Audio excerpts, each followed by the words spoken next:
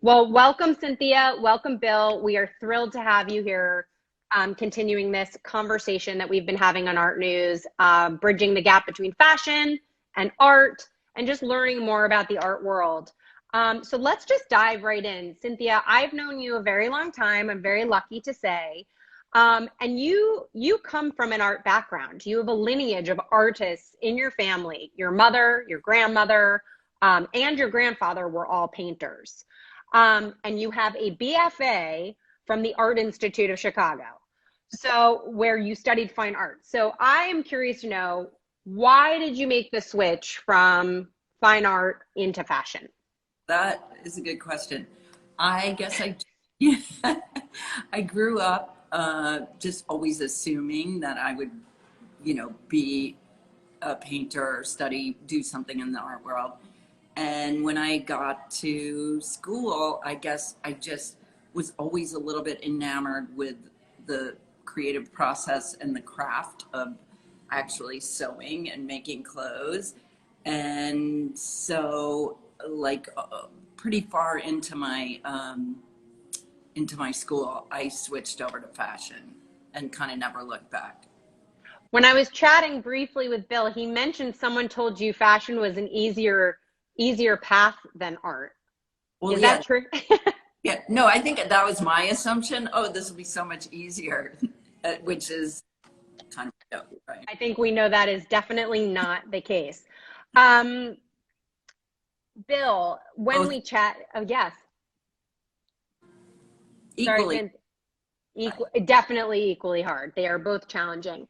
Why do you think, people are sort of forced to pick a respective lane when it comes to expressing themselves artistically? It's sort of artists are fine artists and fashion kind of stays in its lane. Do you feel that society sort of discourages people from mixing and kind of their disciplines? Bill and I were chatting a little bit about this, and I'd love to just get your take on that. No, get your take. Oh, or both of you. This is our first couple interview, so I want to make sure everyone has a chance. Bed game right now or something. I think that the fashion world is more accepting of that collaboration, but it's the art world that's usually more cynical or has more firewalls, because there's some, I don't know if it's illusion of purity, but people want to believe that that's on a higher level than fashion. And I would question how many examples there are of fashion designer or a fashion brand really influencing an artist's work as much as the opposite. Cynthia, I mean, you've done a great job, I think, or your designs feel so artful. And I know we were going to talk about it later, but maybe now is a good time to talk about your Gagosian collection, the project that you did with them. Yeah, I mean, well, that was interesting. But wasn't that closer to merch? I think you got to make a difference. There's a distinction between like collaboration and merch. No? Yeah, it was, I mean, that was sort of taking the idea of appropriation, but appropriating my own work and my own images from a runway show and then printing them onto these sort of blanks. And like with all the accessories, everything, it's just a printed version of the runway look. Mm-hmm. And that way, almost the way some artists would do like an inkjet print of an image as their artwork. I feel like you were doing an inkjet print of your fashion as a dress. Yeah, with everything on there and movement even, and and then you could buy it as a limited edition. And we launched at the Gagosian shop with their labels. We made labels, and that's more interesting to me than I don't really like when fashion appropriates or just it's usually called a collaboration, but it's very rare, I guess, like Bill's saying, that you truly find where the artist and the designer equally influence each other. It's often like a forced collaboration. I would say it's the difference between Uniqlo taking, Basquiat imagery and putting it on a t-shirt, Yeah. or Raf Simons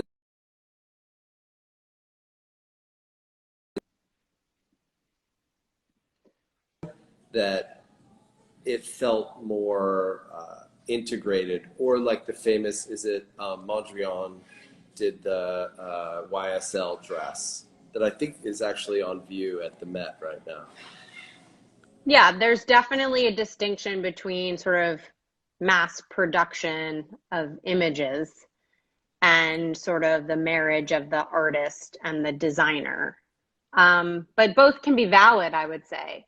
Well, we talked about it briefly before, about how you see that a lot in photography, that you can have a fine art photographer, or even like, John Curran can do the cover of Vogue magazine, but Theo Werner is probably not going to have a show of his photography at David's Werner.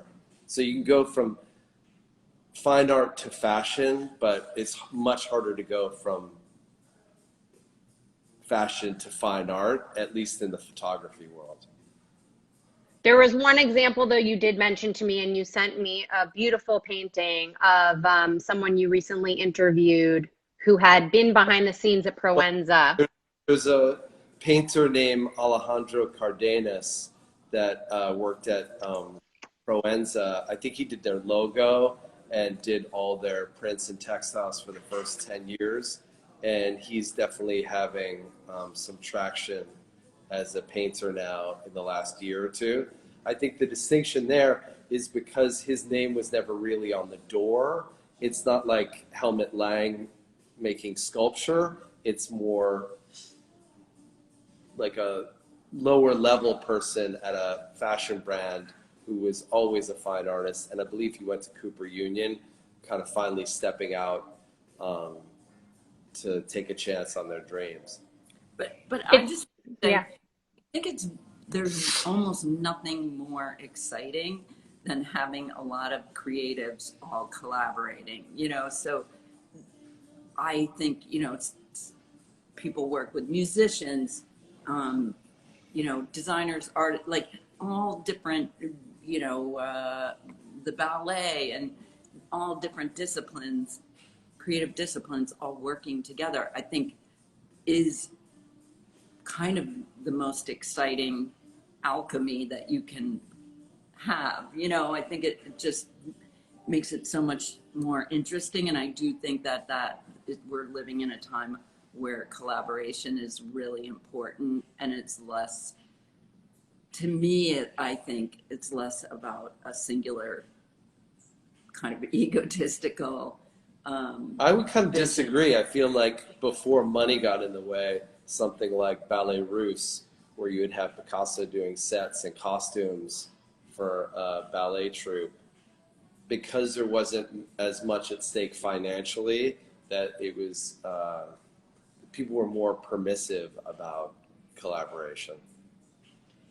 It's all very interesting. I would argue that whether you're working in a business or you are an artist, it feels collaboration is what the world needs right now, because that other way, we can't think outside of the box without sort of informing what we do with the opinions and ideas of others. But I think this is a certainly very interesting dialogue that I'm sure that everyone is interested in. But I want to get back to the two of you. Let's talk about art and your relationship. Was this something that was part of your identity as a couple early on? Was the first, who brought up their love of art first, or did you meet because of art? I mean, we both kind of collected a little bit before we got together. Cynthia, you had that big Julian Schnabel monoprint. I think we were both already interested in art, and it just became a shared passion. That's great. Do you remember the first piece of art that you bought together? Was it the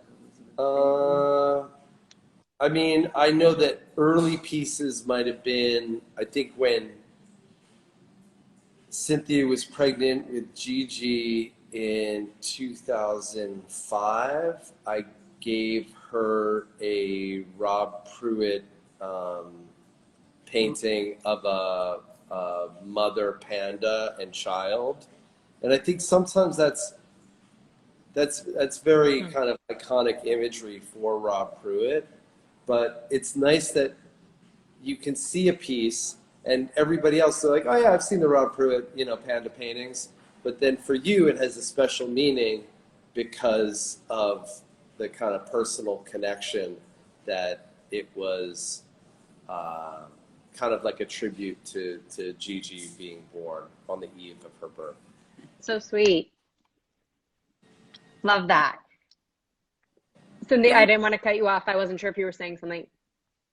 we pretty much have similar, I think we both have similar uh, vision for what we collect. Like, I think, it's pretty easy. It's not, it's a fun thing to do together. And now our kids are doing it. And I think Kit was 11. She inherited a little bit of money from my grandmother when my grandmother passed away. And first thing she wanted to do with it was she bought this Rene Ricard. She sort of commissioned, I guess, Rene, was a friend of ours, to make this painting that says "Growing Up in America," and it's again like very meaningful to us as a family. But starting them young, I think, is good too. I love it. Rene Ricard is on display right now at the Half Gallery. Is that?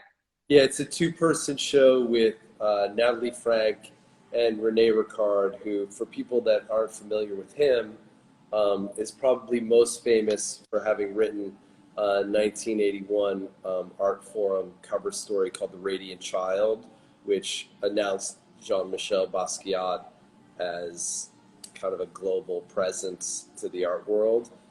He had also appeared in some Andy Warhol movies. He's briefly in Chelsea Girls. He played Andy in a short film. He was in The Kitchen with Edie Sedgwick.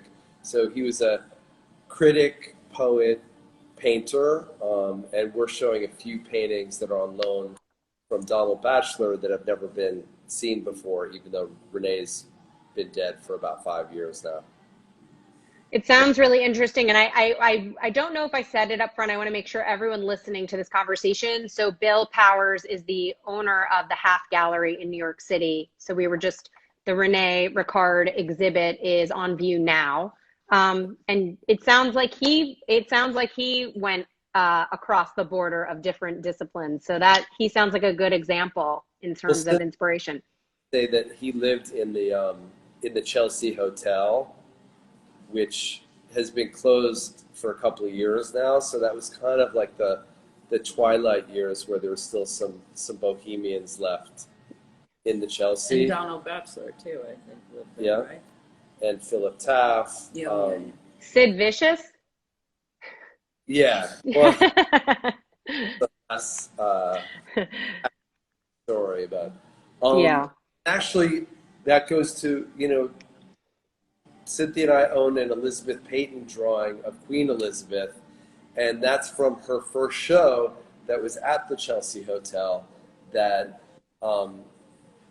when they staged that with Gavin Brown, I guess they left a key at the front desk, so you would just go and ask for the key, and then you would go up to the room and you could see all her drawings. So cool, and it's such a great time to remember. Okay, where do we want to go from here? So speaking of gifts, because that story of the gift when Gigi was born, I love that. You've given Cynthia, Bill, some pretty awesome gifts throughout the years. One work done by Gloria Vanderbilt, who many do not know was a painter. So I'm going to show a picture you just sent me of Cynthia holding that. Oh, whoops. Cynthia, a of fan course. of Vanderbilt, and I guess we had watched the It's only documentary. my legs. Well, here, you can see it, unfortunately not as big, but at least you can see a little bit of that. Watched the documentary with her son Anderson Cooper and Gloria, and they showed some of her artwork on that. And Cynthia was like, I'd love to get a painting at some point. And I knew Anderson through the art world. And so I asked him, like, hey, do you think I could get a painting by your mother for Cynthia? And he was like, well, why don't you just send me a couple of pictures of Cynthia, and I'll have my mom do her portrait based off one of those images. That's cool. Because amazing. And she wrote on the back, "Too Slim," which is my nickname, and signed. It's just like such a beautiful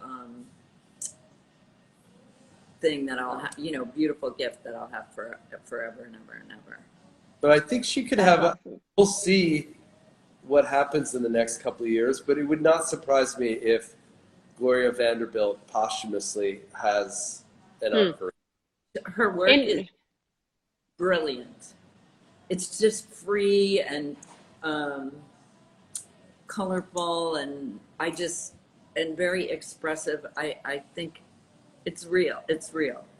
Why does that happen? Why do people become famous after death for things? I mean, it's. Well, I think, there's an old joke in the art world, like, the only good artist is a dead artist. That I think people like.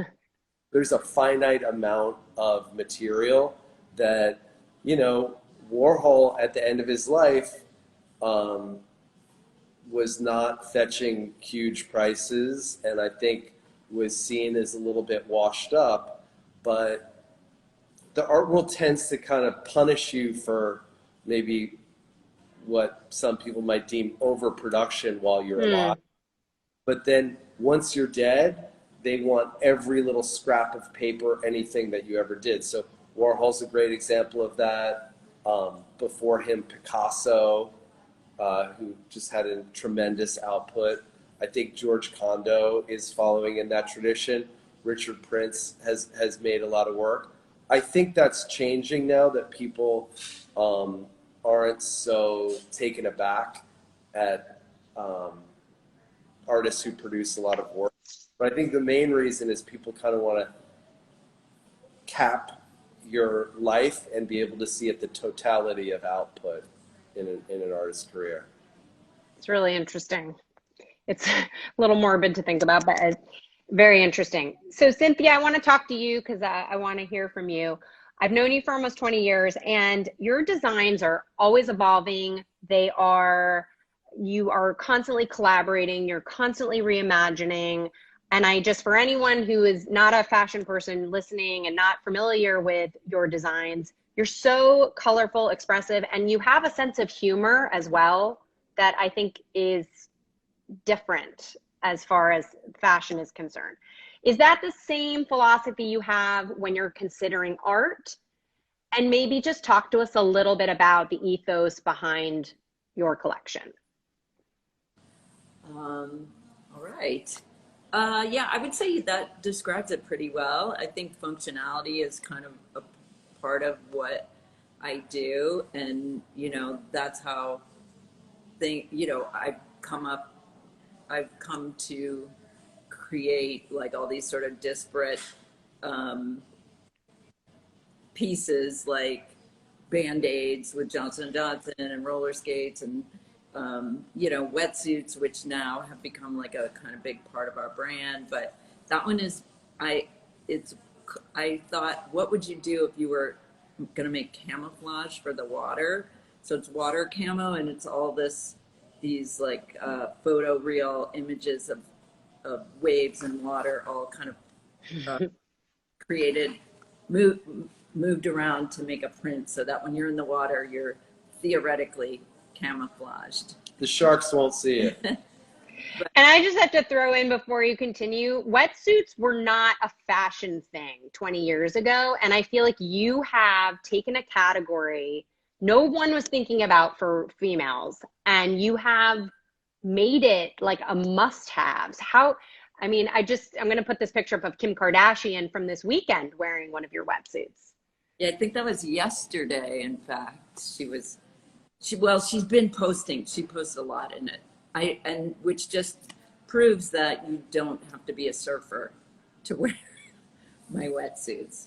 It's just something that I think is really, to me, it's very sculptural. Like I made, like, nobody was doing anything. Everything was black, and I just, it was really technically very difficult to, and still is, to fabricate these things. And so, there's one of my favorites is one that we're doing now that's an ombre that kind of looks, anyway, it's an ombre, and that's like impossible to make, because you have to print all these pieces 2-dimensionally, and then they all have to come together into a 3-dimensional object and have it all work as one cohesive visual. So, I mean, that's why I think I enjoy working in this category, because it seems very sculptural to me. I mean, the way you describe it, it sounds like the process of making a piece of art. It does. To me, it does. I think sometimes, like, just as a basic definition of what is art, that an artist is someone with the ability to embed thought or emotion in material. So I don't know if fashion designers do that. Maybe they do, but I think that's a good working definition of what an artist does. Well, speaking of art and what is or is not art, I see a surfboard in the background. And obviously part of what drew you to designing the wetsuits is, Cynthia, you are actually a surfer yourself. We are surfing. Okay, so the whole family is a surfing family. Like a circus. Talk to me about surfboards. I mean, do you consider that, behind you, is that wall art for you? What, Well, first of all, when you say wall art, probably is, because I wouldn't say, you're not like, hey guys, why don't we go to MoMA today? It's raining out. We'll go see some wall art. Like, probably it is wall art. I got to be careful what I say here, but is it how would you categorize it? With the board or yeah, art? I mean, how do you view your surfboard? Is that art that hangs in the same fashion you would hang your Elizabeth Peyton, or is it's actually something you're using and it's just here because it's my studio, and we're shooting it and whatever, but it's already dinged up from being used. I like there's this this surfer Herbie Fletcher, who also had a show at Gagosian of some of his sculpture, and he said that a surfboard that's never touched water doesn't have a soul. Okay. So I think it's good. You gotta get the surfboards out into the ocean. But can surfboards be art? I mean, Chanel made surfboards. Are those just accessories, or? I would say, well, it's funny because in that instance, Tom Sachs had originally made a Chanel surfboard. He's an artist who lives in New York and surfs. And he had done a whole show kind of about luxury branding, and he had made a Prada Happy Meal, and he did a Chanel surfboard, almost as social commentary on what are the limits of kind of branding and injecting like luxury into everything that we touch. And only after the fact did Chanel make surfboards. So it was almost like a little speculative fiction from Tom in making them. But also, I think that's sort of like, I think that's the interesting part about a collaboration like this, is that you're given materials that you're not familiar with, to work with. So, whatever it is, and especially when there's functionality involved. So you have foreign materials of truly like important functionality to each thing. And then how do you make it beautiful? Why are you? I mean, I just took off disgusting. my shoe. That's a Tom Sachs sneaker, Nike. Do you So Right. see a dirty? Hey, you know. You never know what's going to happen in this interview series. I want to quickly shift gears just in terms of social media.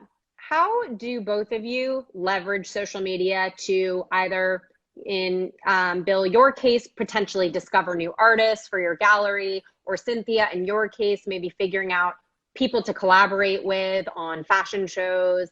I mean,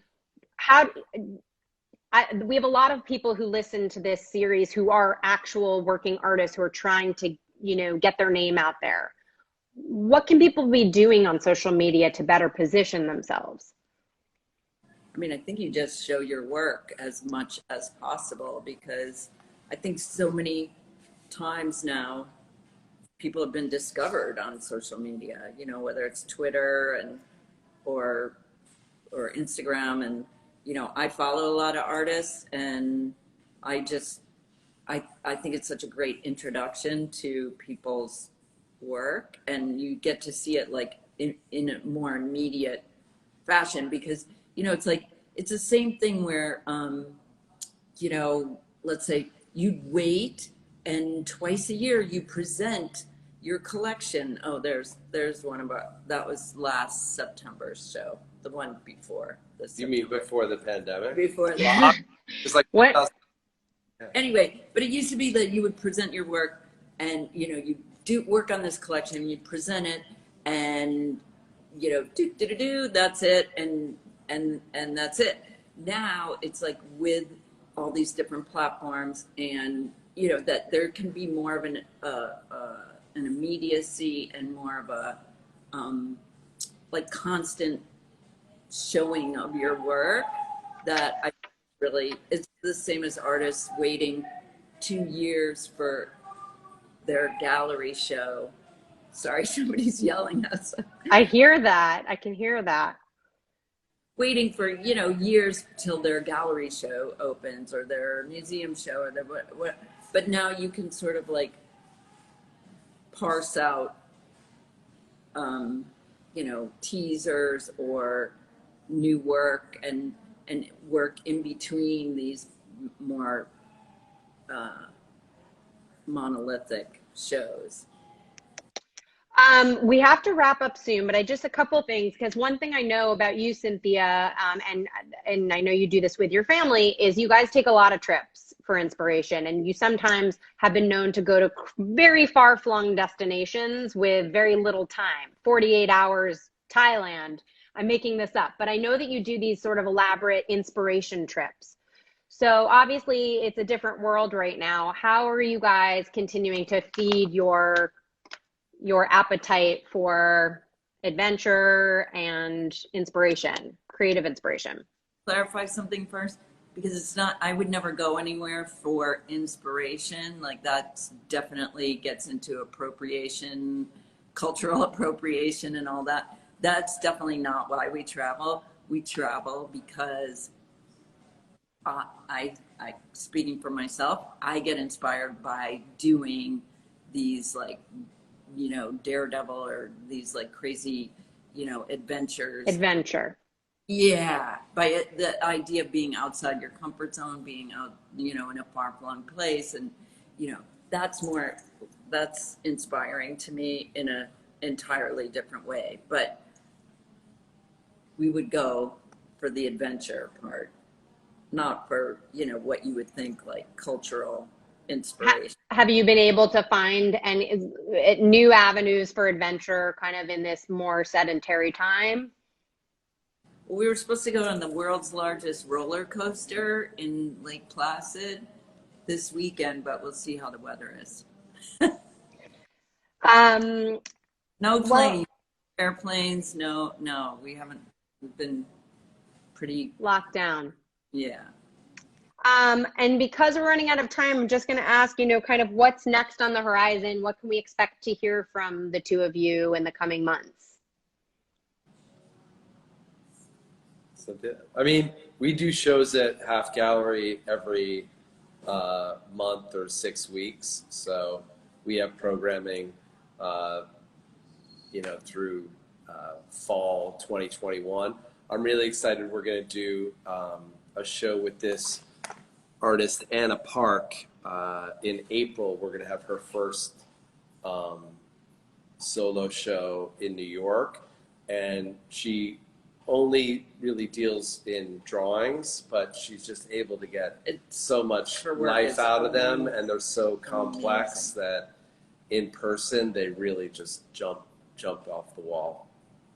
That's so exciting. I know we didn't get to, there were a couple other photos, Bill, that you gave, or images you gave me of emerging artists you're excited about. Let's give them a couple of shout outs. I'm just going to, so that the one on the screen is Anna Park. That's from an Anna Park drawing. This is, yeah, and then this, he's not necessarily emerging.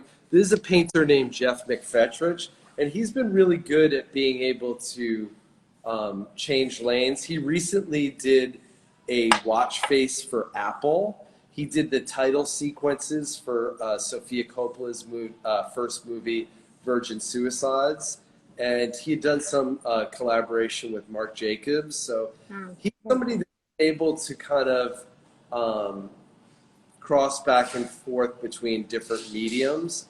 LA-based painter, and particular painting was in a show that I curated for Blum and Poe in Los Angeles in September of this year. I love it. And then this last one. She's great. That's Louise Bonnet. She's Swiss. Her show actually just closed at Gagosian in New York that I'd helped set up. And if you look at Philip Guston's Nixon drawings, which is a very particular set or series that he did in the early 70s, often they have these elongated noses, and I feel like she's riffing off of some of that vernacular. But here I think it's funny because it's a head that it looks like a shower head, and it's raining down tears. So even though that sounds like it might be kind of depressing, I think it's quite vibrant and surreal, and in person it's particularly arresting. It looks beautiful. I think what is the thing that, when you look at art, that it's like an emotion that, not Stendhal syndrome is when you faint or cry. Yeah, but maybe like a lower level of Stendhal. There's something that when you look at art, the endorphins and your happiness level goes up. So I think this is a good time now for everyone, even if you're not that involved, to just look at as much as you can see all the time. I love it. Instagram. That is the perfect way to end, which is that we could all use some art for the soul, for the dopamine, whatever it releases inside of us. But thank you to Cynthia and to Bill. I've loved having you here. And thank you for being our first duo on ARTnews IGTV. Thank you. Bye. Bye.